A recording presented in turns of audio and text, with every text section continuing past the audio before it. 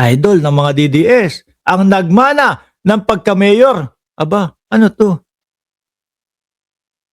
Si Baste, si Baby Boy, Baste, Duterte. Oh, si Jing Xuan, yung, yung kupal na ambassador ng China kasama yung isa ding kupal ng Davao. Ano ba tong mga pinaggagawa ninyo? No? Mga DDS, kayo, yung totoo, ilan sa inyo yung makabayan talaga? Ngayon, ano masasabi ninyo dito sa mga nakikita ninyong mga ito? No? Ano ang masasabi nyo sa mga hakbang na mga ginagawa nitong mga ito? Yung isang beses, si Vice Presidente, kasama din tong isang ambassador ng China. Doon naman sa, kung di ako nagkakamali, merong isang aktibidad doon sa eskwelahan, nakasama din ito. Ano, proud kayo, mga DDS, na dito sa mga ginagawa nitong mga ito? Sabi ni Sir Archie Beroya, okay lang naman yun, naiisip ni Binoy. Pagbigyan natin trip niya, i-push natin na mag-isa. Na mag-isa, di ba? Batalyon tinutumba niya sa pelikula. Kumbaga ho, ala pelikula na lang po ang Pilipinas. Ganun po ba mga kababayan? Diyos ko, Lord, nakakatakot yung mga kilos at mga galaw ho nito. No? Na ang nakikita ko, kapag ka ang pamilya nito nakabalik, mga boss chief Amoser, magtatago na si Mark Ramos. Hindi. Yan naman ho lagi yung pinang sasanggalang ho ng mga DDS, di ba? Magtago ka na. Nandiyan na mga Duterte. Panalo na yan. Sabi ko, ano ibig niyong sabihin? Na pag nakabalik sila, kailangan na namin magtago. Papatayin kami? So para lang talagang ibig sabihin yan, talagang ganun yung pamilya nila. Di ba? Sabi ni Ma'am Neng Gigi, nanadya yang si Baste. Kapal ng muka. Mukha lang talaga. Siyang tanga. Kiss us sa China. Kasama din ni Marcoleta. Si China. People's Republic of Davao Province of China. Sila na lang ho kung sakaling gusto nila. At tapos, yung mga taga Davao na ayaw naman doon sa nakikita, ay magdali-dali na po kayo lumipat ng Luzon. Para kung sakali ho, o Luzon o Bisaya, para kung sakali ho, na kung isama na nila ang Davao sa China, ligtas ho kayo. Sino ba naman ang gugustuhin na sumailalim ho sa bansang komunista? Kung maalala nyo po, yung Taiwan, pinagpipilitan nila na hindi sila kasama, na hindi sila pasok doon sa sa China. Tapos tayo, mga boss ni Pamo, sir, Taiwan pa ho yun, ha? Karamihan ng komunidad doon, karamihan ng mga tao doon, Chinese no, in check. Pero, sila itong, ayaw namin, hindi kami kasali dyan, hindi kami sasali dyan, hindi kami kasama dyan. Tapos, itong mga DDS at kampo ng mga Duterte, halos gusto, ipasok na tayo doon. Walang batas-batas sa mga Duterte. Sabi ni Sir Ed Ong, walang hustisya-hustisya, no? Sa mga Duterte, ang kaguluhan lang nila ay masusunod. Kahit mali ito, gagawin nila para sa kanilang pangsarili. Mga bossing, kawawa ang Pilipinas po dito sa mga pinaggagawa nito. Ano po?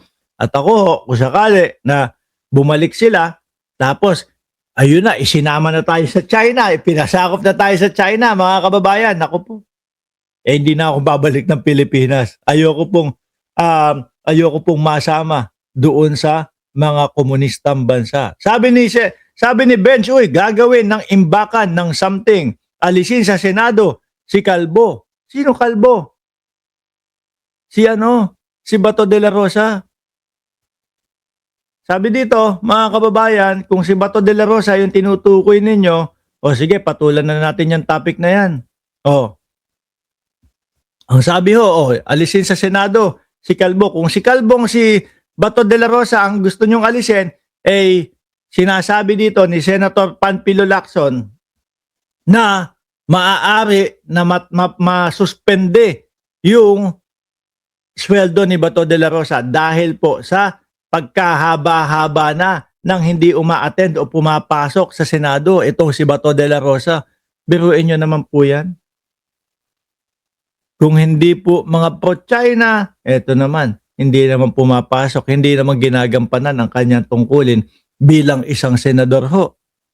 Oh, nang dahil lang daw po, which is sila na mismo ang nagsabi, chismis lang. 'Di ba? Hindi totoo yung sinasabi ni Ombudsman Boying Remulla na meron, na merong warrant of arrest etong si Calvo, etong si Bato de la Rosa. Dapat to mga kababayan, pumapasok na ito, bumalik na ito sa Senado. Nakabalik na ba? Wala pa din. Wala pa din ano? Makapal lang mukha ho, mga bossing. Hindi din ho natin talaga sila masisisi sa kadahilanan ho, mga kababayan, na kinakabahan din po yan talaga. Na kapag ka siya ay pumasok, biglang balik siya sa Senado, baka yung umagang nalaman ng PNP, CIDG, yung pagpasok niya, baka pong biglang magpa-formation ng mga kapulisan. Tingin ko po, ang balita ko po, mas higit daw po kung ilan yung kapulisang inilatag kay dating Pangulong Duterte, mas higit daw po yung ilalatag dito kay Bato de la Rosa. Kasi nga talagang nagtatago at talagang may tendency na manlaban itong si Bato de la Rosa. Grabe talaga mga DDS na mga senator, mga inutil at ang kakapal na muka. Sayang ang pera ng bayan. Ito dapat matagal na po itong tinatanggalan eh. No? Nung isang buwan na walang paramdam, which is yun yung sinasabi nila, hindi nagpaparamdam, hindi walang kahit ano, parang awol na din po yun eh. Diba? Mamamayang Pilipino nagtatanong, nasaan na si Bato? No?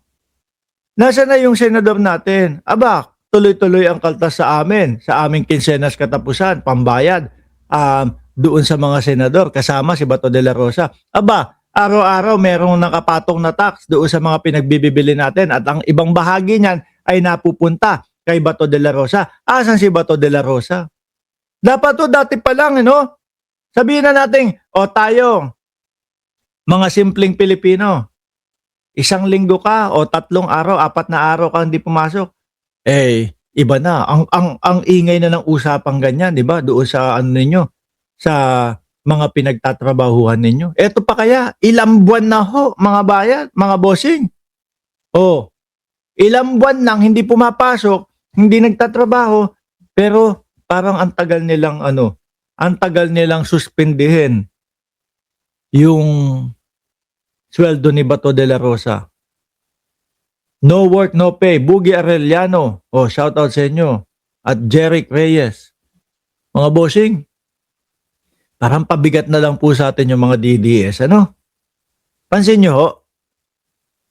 Pabigat na lang sa atin yung mga DDS, no? Kasi bakit? Tingnan nyo ang gobyerno natin.